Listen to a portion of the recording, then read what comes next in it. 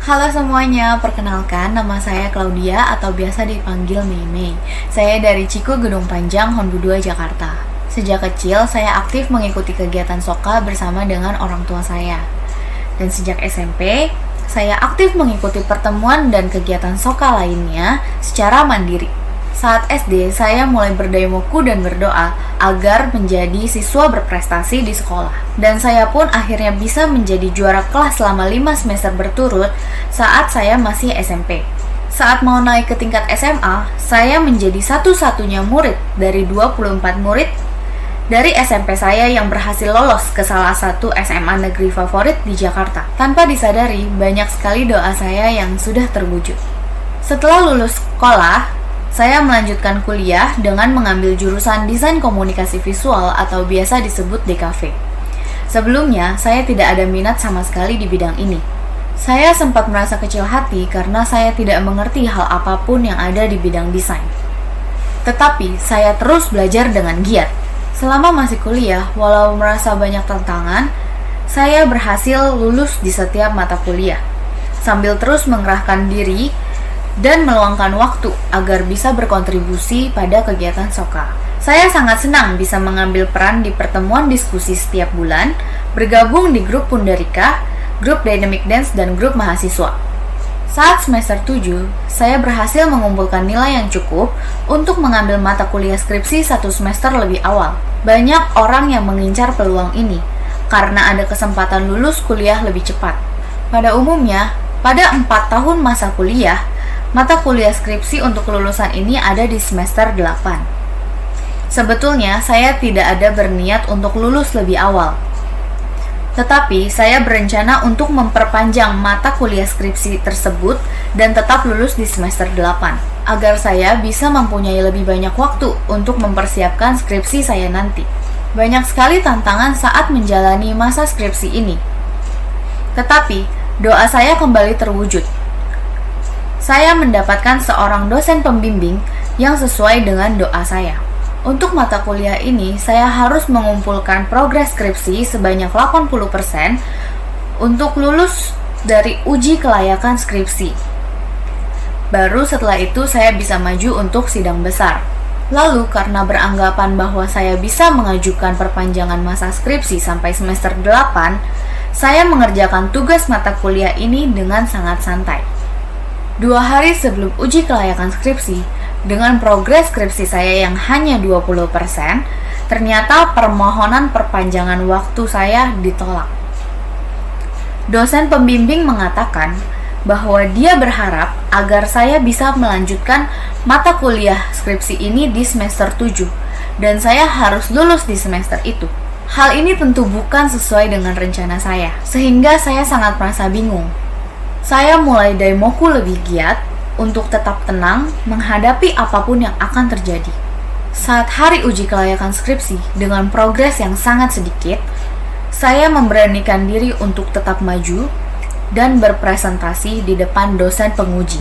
Dosen penguji yang awalnya tampak kecewa dan tidak berniat untuk meluluskan saya, ternyata bisa yakin untuk meluluskan saya setelah berdialog dengan dosen pembimbing saya. Mereka begitu menaruh harapan besar agar saya bisa lulus di semester 7. Dosen penguji saya pun akhirnya turut membimbing saya pada saat itu dan selalu menanyakan bagaimana progres saya selanjutnya.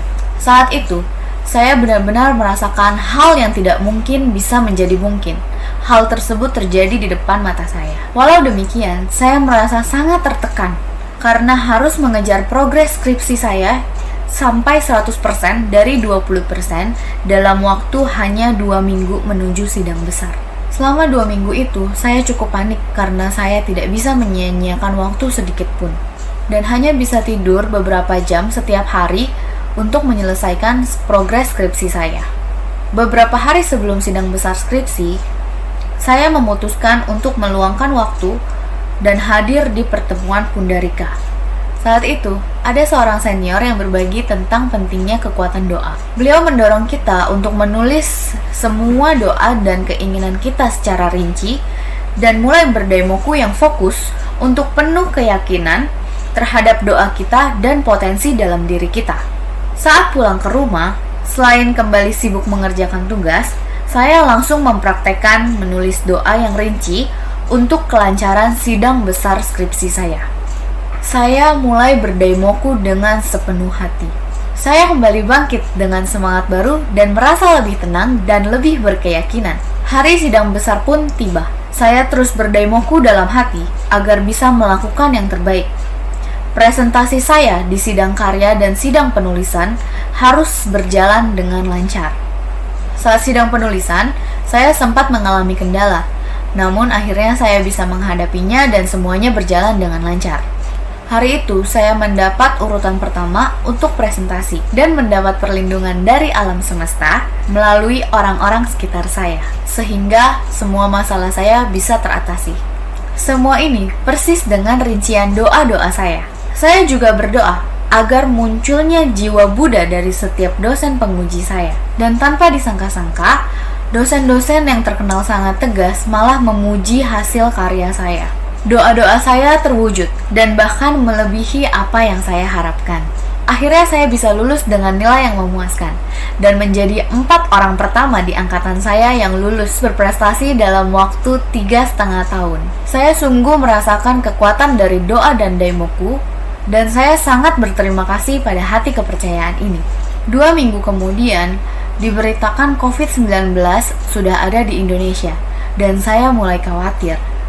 Tetapi, dalam Buddhisme ini, dikatakan bahwa tidak ada yang kebetulan. Saya bersyukur bisa lulus tepat sebelum pandemi ini datang ke Indonesia. Dan saya mengingat kembali, apabila permohonan perpanjangan waktu skripsi saya diterima, saya akan menjalani skripsi saya secara online. Saya harus melakukan bimbingan online dan saya harus melakukan sidang secara online. Yang kemungkinan besar saya pasti akan sangat kesulitan untuk hal itu.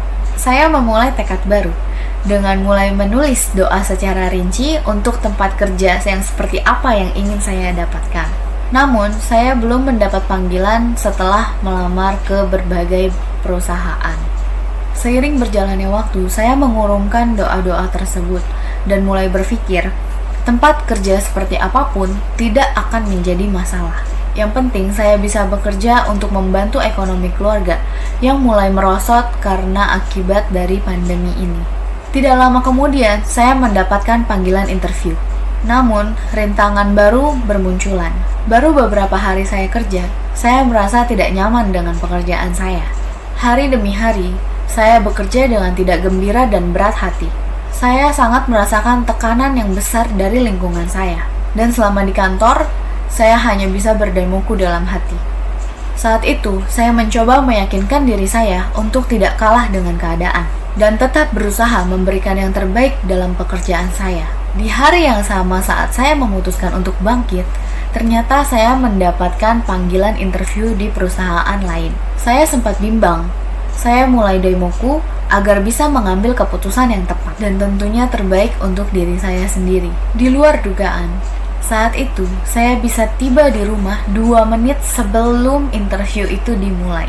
Beberapa hari berlalu, saya terus berjuang di kantor saya yang lama. Tidak lama kemudian, saya mendapat pesan kalau saya diterima di perusahaan baru. Akhirnya, karena perasaan hati saya yang semakin tidak nyaman di kantor lama saya menetapkan hati untuk pindah ke perusahaan yang baru. Setelah memutuskan untuk resign, perusahaan baru ini meminta saya untuk melakukan rapid test.